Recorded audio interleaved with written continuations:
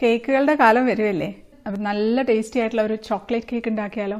Chocolate cake എന്ന് പറയാൻ പറ്റില്ല, ചോക്ലേറ്റ് ഫഡ്ജ് എന്നും പറയാൻ പറ്റില്ല, ഒരു ചോക്ലേറ്റ് ഫഡ്ജ് കേക്കാണിത്. നല്ല ച്യൂയി ആയിട്ടുള്ള, നല്ല മോയ്സ്റ്റ് ആയിട്ടുള്ള, നല്ല ടേസ്റ്റി ആയിട്ടുള്ള ഒരു ചോക്ലേറ്റ് കേക്കാണ്. പിന്നെ ഈ ഒരു കേക്ക് എല്ലാവർക്കും ഉണ്ടാക്കാം. ഓവനും ബീറ്ററും മിക്സിയും ഒന്നും ഇല്ലാതെ വളരെ കുറഞ്ഞ ചിലവിൽ ഉണ്ടാക്കിയെടുക്കാവുന്നതേ ഉള്ളൂ. ഒരു 100-125 രൂപയുടെ സാധനങ്ങൾ വെച്ച് നമുക്ക് ഈ ഒരു കേക്ക് ഉണ്ടാക്കാം.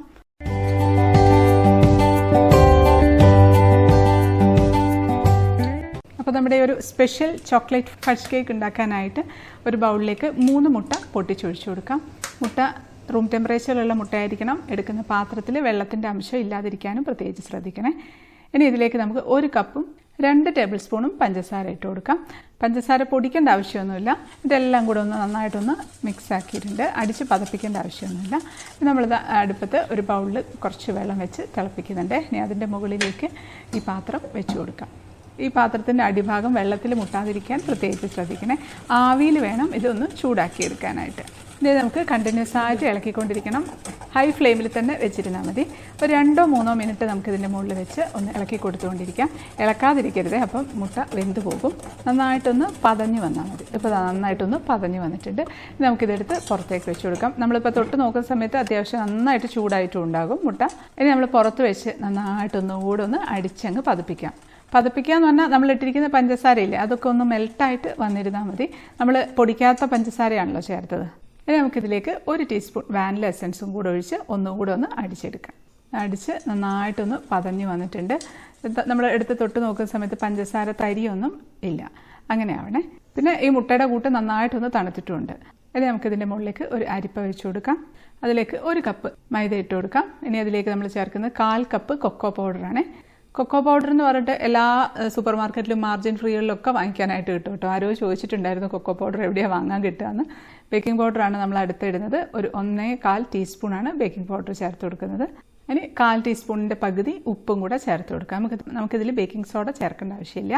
എന്നിട്ട് നമുക്കിതെല്ലാം അങ്ങ് അരിച്ച് അതിലേക്ക് അങ്ങ് ഇട്ട് കൊടുക്കാം. ഒറ്റ പ്രാവശ്യം അരിച്ചിരുന്നാൽ മതി. ഇത് ശരിക്കും പറഞ്ഞാൽ നല്ല എളുപ്പമുള്ളൊരു കേക്കാണ്. എല്ലാവർക്കും ഉണ്ടാക്കാൻ പറ്റിയൊരു കേക്കാണ്. കുട്ടികൾക്ക് പോലും ഉണ്ടാക്കാം. ഇനിയിപ്പോൾ ക്രിസ്മസ് ഒക്കെ വരികയല്ലേ, അപ്പോൾ ഇത് സെയിൽ ചെയ്യുന്നവർക്കൊക്കെ ഉണ്ടാക്കി സെയിൽ ചെയ്യാനൊക്കെ പറ്റും. നല്ല ഡിമാൻഡായിരിക്കും.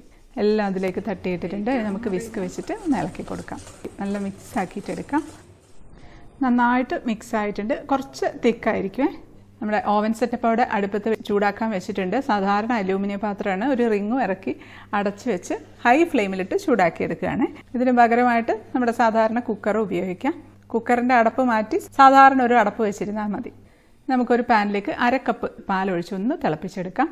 ഇനി നമ്മളിതിലേക്ക് ചേർക്കുന്നത് ബട്ടറാണ്. 100 ഗ്രാം ബട്ടർ ചേർത്ത് കൊടുക്കുകയാണ്. ബട്ടറിന് പകരമായിട്ട് നമുക്ക് സൺഫ്ലവർ ഓയിൽ ചേർത്ത് കൊടുക്കാം. 1/2 കപ്പ് സൺഫ്ലവർ ഓയിൽ ചേർക്കാം. സൺഫ്ലവർ ഓയിലും ടേസ്റ്റ് തന്നെയായിരിക്കും. ടേസ്റ്റ് ഉണ്ടാവില്ല എന്നൊന്നും വിചാരിക്കേണ്ട, നല്ല ടേസ്റ്റ് തന്നെയായിരിക്കും. അതിലേക്ക് നമുക്കൊരു 50 ഗ്രാം ഡാർക്ക് കോമ്പൗണ്ട് ചേർത്ത് കൊടുക്കാം. ഡാർക്ക് കോമ്പൗണ്ട് ഇല്ലയെന്നുണ്ടെങ്കിൽ നമ്മളെ ഡയറി മിൽക്കിൻ്റെ ചോക്ലേറ്റ് ഇല്ലേ, അതുണ്ടെങ്കിൽ അത് ചേർത്താലും മതി. ഇനി അതില്ലാന്നുണ്ടെങ്കിൽ ഈ ചോക്ലേറ്റ് ചേർക്കുന്ന ഭാഗം സ്കിപ്പ് ചെയ്യാം. കൊക്കോ പൗഡർ ചേർത്തിട്ടുണ്ടല്ലോ, അത് തന്നെ മതിയാകും. എന്നാലും ഈ ഒരു ചോക്ലേറ്റ് ചേർക്കുമ്പോൾ കുറച്ചും കൂടി ഒരു പ്രത്യേക ടേസ്റ്റ് ആയിരിക്കും. ഇനി അതൊന്ന് ചൂടാക്കിയെടുക്കാം. ഡാർക്ക് കോമ്പൗണ്ടൊക്കെ ചെറിയ കഷ്ണമായിട്ട് മുറിച്ചിട്ടാണെങ്കിൽ പെട്ടെന്ന് മെൽറ്റാക്കി കിട്ടും കേട്ടോ. ഞാൻ പെട്ടെന്ന് അങ്ങ് കൊണ്ടുപോയി അങ്ങ് ഇട്ട ഒരു പീസ്. ഇനി ഞാൻ ചെറിയ തീയിൽ വെച്ച് അതൊന്ന് മെൽറ്റാക്കി എടുക്കുകയാണ്.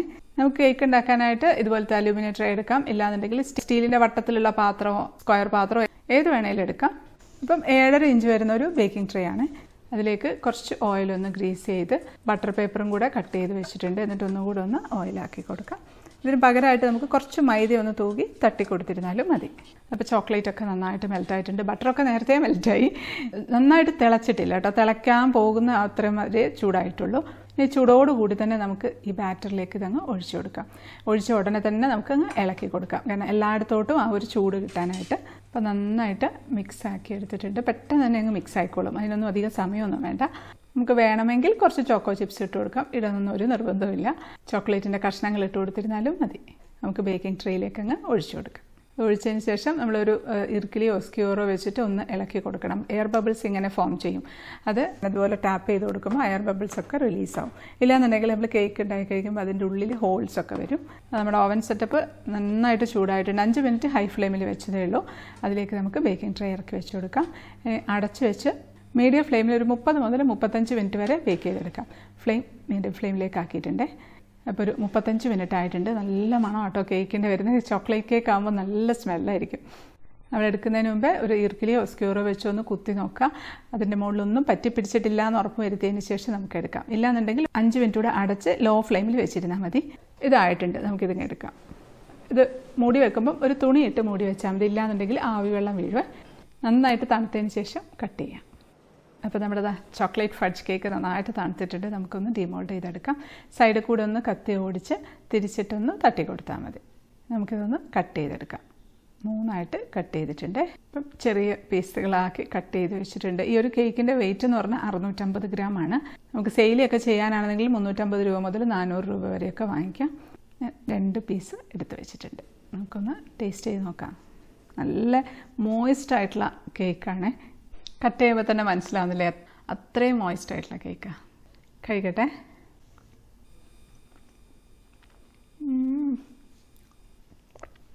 എന്താ പറയുക, ഭയങ്കര മോയിസ്റ്റായിട്ടുള്ള നല്ല ചെറുതായിട്ട് ചൂയി ആയിട്ടുള്ള നല്ല ചോക്ലേറ്റിൻ്റെ ടേസ്റ്റുള്ള ഒരു ചോക്ലേറ്റ് ഫഡ്ജ് കേക്കാണ്. ഇതുവരെയും കഴിച്ചിട്ടുണ്ടാവില്ല ഇത്രയും ടേസ്റ്റുള്ളൊരു ചോക്ലേറ്റ് കേക്ക്. മസ്റ്റായിട്ട് ട്രൈ ചെയ്ത് നോക്കണം കേട്ടോ. എത്ര എളുപ്പത്തിൽ ഉണ്ടാക്കിയതാണ് ഇത്രയും ടേസ്റ്റി ആയിട്ടുള്ള ഒരു കേക്ക്. നമ്മൾ ഓവനും ബീറ്ററും മിക്സിയും ഒന്നുമില്ലാതെ തന്നെ ഉണ്ടാക്കിയതാണ്. ഇപ്പം കേക്കുകളുടെ കാലം വരികയാണ്. അപ്പം എല്ലാവർക്കും ഉണ്ടാക്കാം. എല്ലാ വീട്ടിലും ഈ ഒരു കേക്ക് ഉണ്ടാക്കാം. സെയിൽ ചെയ്യേണ്ടവർക്ക് സെയിൽ ചെയ്യാം.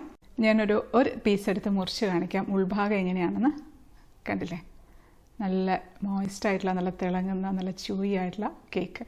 ചിക്കു ചോക്ലേറ്റ് കേക്കിൻ്റെ ആളാണ്. അപ്പോൾ ചിക്കു പോകുന്നതിന് മുമ്പേ ഞാൻ ഒരു ചോക്ലേറ്റ് കേക്ക് ഉണ്ടാക്കിയതാണിത്. ഭയങ്കരമായിട്ട് ഇഷ്ടപ്പെട്ടു. ഈ ഒരു കേക്കിൻ്റെ ടേസ്റ്റ് എന്ന് പറഞ്ഞിട്ടുണ്ടല്ലോ, ഇന്നതിനെ കഴിഞ്ഞ് നല്ലത് നാളെയോ മറ്റന്നാളോ ഒക്കെ ആയിരിക്കും. ഒരു 4 ദിവസം വരെയൊക്കെ ഇത് പുറത്ത് വയ്ക്കാം. അതിൽ കൂടുതൽ വെക്കണമെന്നുണ്ടെങ്കിൽ ഫ്രിഡ്ജിൽ വെച്ചിരുന്നാൽ മതി.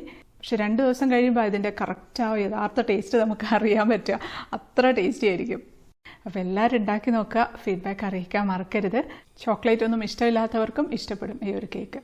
അടുത്തൊരു അടിപൊളി റെസിപ്പി ആയിട്ട് കാണാം. അതുവരേക്കും stay happy, stay positive. By.